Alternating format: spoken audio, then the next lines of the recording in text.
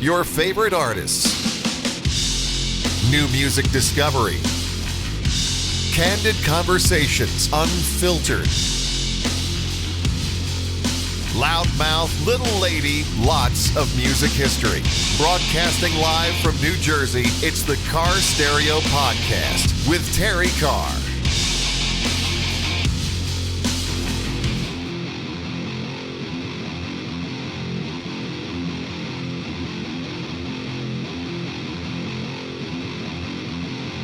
I am with my old friend.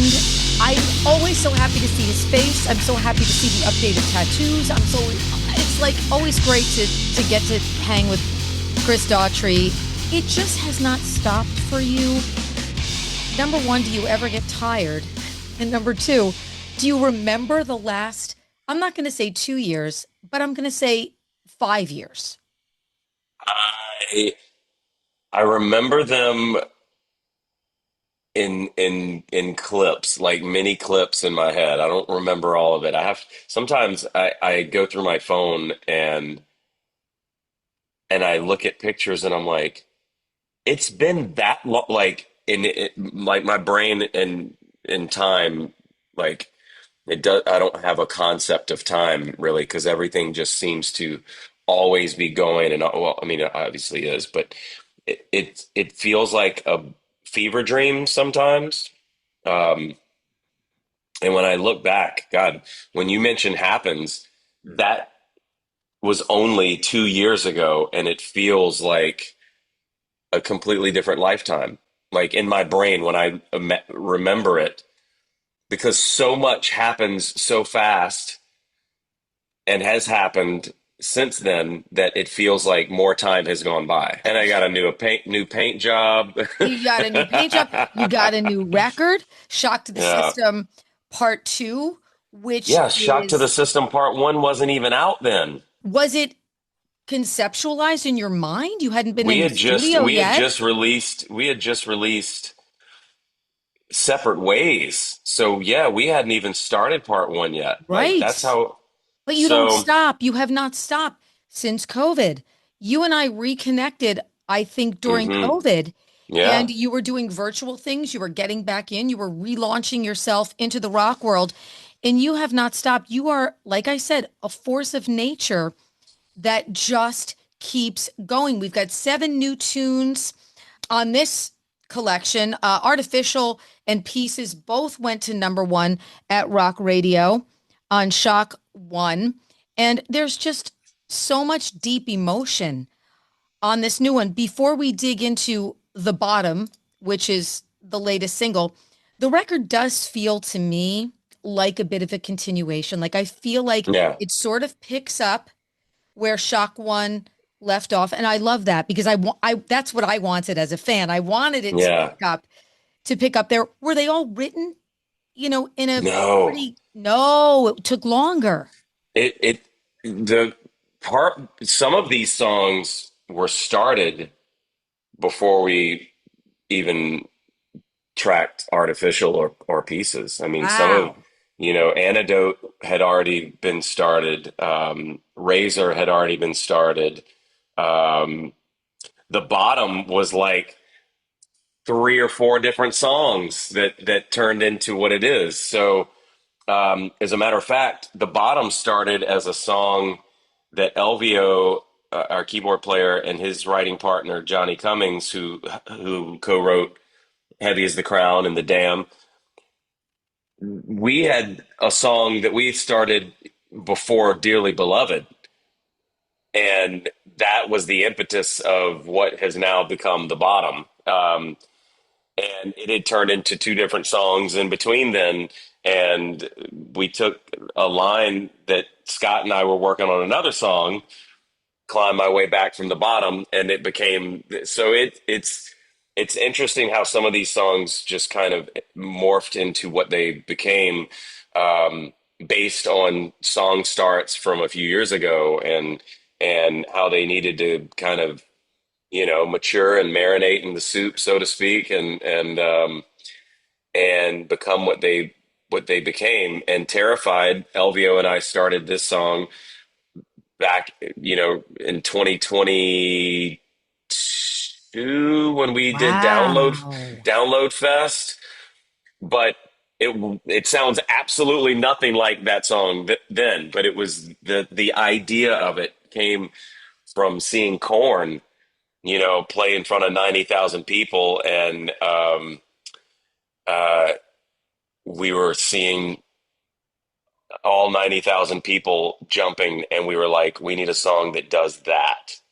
Yeah. And that was kind of what started the idea of Terrified. And then it wasn't until Scott came in with a track that matched the energy and the title and the idea that I had already been working on, that it became what it became. So, when we went into part two, it was like, I don't even know where to start after part one. Like, I don't know. Like, we didn't know, like, there was no clear direction. Like, we've got these song starts. Like, where do we go? And the first fresh thing that came out of it was The Day I Die. Wow. And that set the tone for everything else. I am so Yeah. excited too. You mentioned Scott. That would be Scott Stevens. Yes. I just love him. I spoke to him like a couple of weeks ago. He's just the best. I just love him. He's Yeah. just a good person too, and he's such a super talent, amazing songwriter. He's just a crafter of sound. And you mentioned Elvio. Yeah. He's like an MVP. Sometimes the guy on the keys is like sort of like off to the side, and people aren't thinking Yeah. he's Yeah. like Yeah. the guitar player or the bombastic, crazy Right. Right. drummer or the Right. front man and stuff. But this dude is like, he's so in the pocket with you. Yeah. Yeah. Yeah. Yeah. Unsung He's hero. a really, really talented songwriter and musician in general. And we've created a lot on this record together, and um, yeah, it was a really great experience. Once The Day I Die, kind of set the tone. We knew the direction, and it was between that and The Bottom and Razor, it had this like almost grunge vibe to it, but at the same time, it felt current and modern, and we just kind of leaned into that. There's a freshness, I think, to the music that you've been putting out that is it's your sound. I mean, Thank you, there's no kind of thank other you. way to say it. It's really, really your sound. And you've surrounded yourself with so many great people. So I just love that you are bringing them into the conversation. Yeah. I want to talk about The Bottom. When I heard The Bottom, which is the single, I think it might be, like, dare I say it, and I'm not just saying this because I'm on Hmm. a hang with you. I think it's my favorite from, like, there's just something about this song. And there was a quote, I think, that you said, like, this is the return to me, finding Hmm. myself again and climbing out of this hole. I take full responsibility for digging. And I loved Yeah. that quote.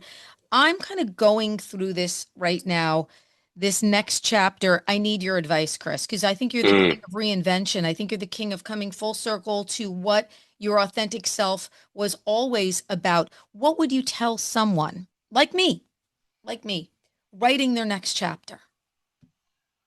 Oh, wow. Be honest with yourself.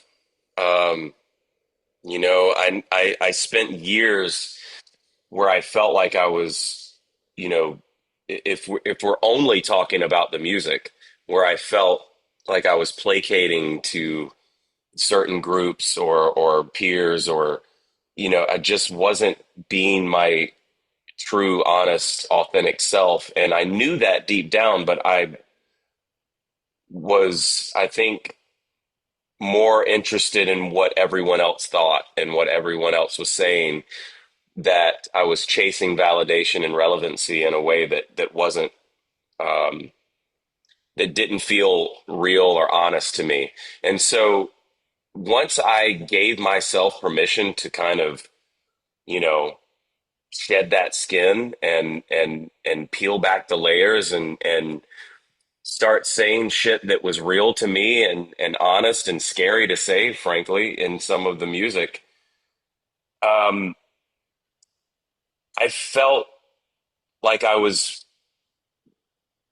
living my purpose again, and I felt like I was, you know, doing exactly what I was supposed to be doing. And um, that was before there were number ones or you know, this was without knowing if rock radio was even going to accept me again. You know what I mean? This was like this could absolutely blow up in my face, but I have to be honest and true to myself, or else I'm going to live a life of regret. And um, I felt like everything up to that point had informed where I was and informed where I needed to go and go, well, I definitely know how I felt when I was doing this, and that isn't working. So I need to, not really give a shit about what anyone thinks about it,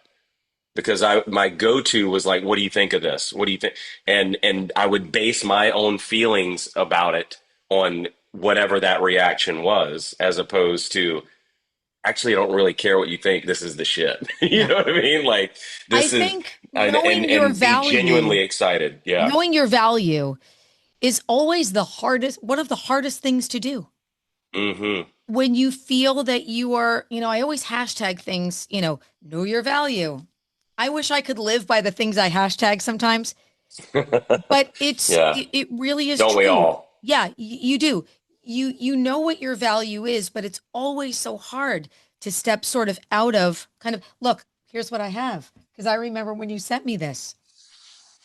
Ta-da! I'm always drinking. Queen, Queen of Rock. I'm always drinking out of my Queens of Rock because you've always been so supportive to women in rock, whether we were female programmers or women that were vocalists or women that were, whatever women were trudging to do.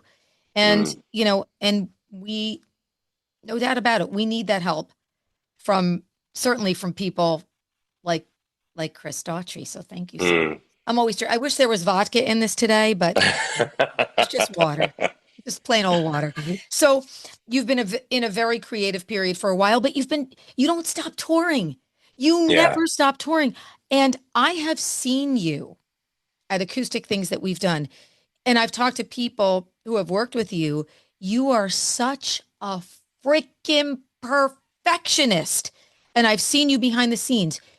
Let me tell you, people, for those of you listening, Chris is the guy who wants to give you everything plus, plus, plus, plus, plus. You don't scrimp on shit. You want to make sure everybody gets the full experience. You are the dude. I've never seen anyone so committed to making sure that they bring that to the fans. So this does not stop. And I wanted to make sure that I put that out there. And you're touring. I mean, look, October 1st picks it up again. You're going through mid-November. You've been out with everybody. You're going out with Seether. We've got a Jersey date. I'm super excited for that on October 4th. POD's on that date too, which I think is fun. It's going to be like a cool Yes. one-off. You're going out with Mammoth, and you've got ZZ Top. You're going out with ZZ. How cool is that? Oh, we did a show with ZZ like uh, about a month or so ago. You can fit on the heaviest bill. You can fit on a bill with a classic rock band. You have just so come into your own with touring, and that's because you're putting out these amazing, incredible quality shows. There's not a person who leaves a Daughtry show feeling unsatisfied. Why is that so important to you? And it always, too, when you're on stage with your friends, Mm, feels like looks to the fans like summer camp. And that's not an yeah. easy feel to get where it looks so fun, but I know how much that you put into it. Yeah. I always want them to feel like they got what they came for, but at the same time, there's this there's this kind of dichotomy inside, within me, where I'm like, there's gonna be fans that want this song. and they're going to want this song, and they're going to want this song. And there are certain songs that I just don't play anymore for various reasons, whether it be I was never emotionally connected to it in the first place, it wasn't really me at the time. And then there's songs where it's like during the acoustic moment where I'm like, okay, this is where I feel like I can give them this and it feels real to me because I can kind of strip it down and at its core and how it was originated and so there's always that kind of internal dialogue of like, how do I keep, because we do have a lot of new fans and we've seen a lot of young people coming out to these shows that had never seen us before. And it's been amazing. So how do we keep them happy and the ones that have been there from the beginning at the same time? There's certainly a balance, and we're never going to always play everybody's favorite song, and that's just the nature of the beast. And but I do want them. It's kind of like we want to give them what they didn't realize they wanted. You know what I mean? I love that. We want them to go, I was kind of hoping for this, but I'm really glad I got that instead. That's the way you get new fans. Chris Daughtry, Yeah. I love you so much. I thank you so much for spending some time with me. Shock to the System 2 is out. We've been waiting for it. So many amazing tracks. 7 just absolutely brilliant from top to bottom. And thank you, my friend. I will see you. So good to see you, Terrie. It is beautiful to see you as well. Mwah. I love you. Mwah. Love you. Love you. So good to see you. We'll see you then. Don't forget to like this podcast and subscribe to the Carr Stereo page on Spotify, Apple, YouTube, or wherever you get your podcasts. I'm Rob Moorhead. TC and I will see you next time.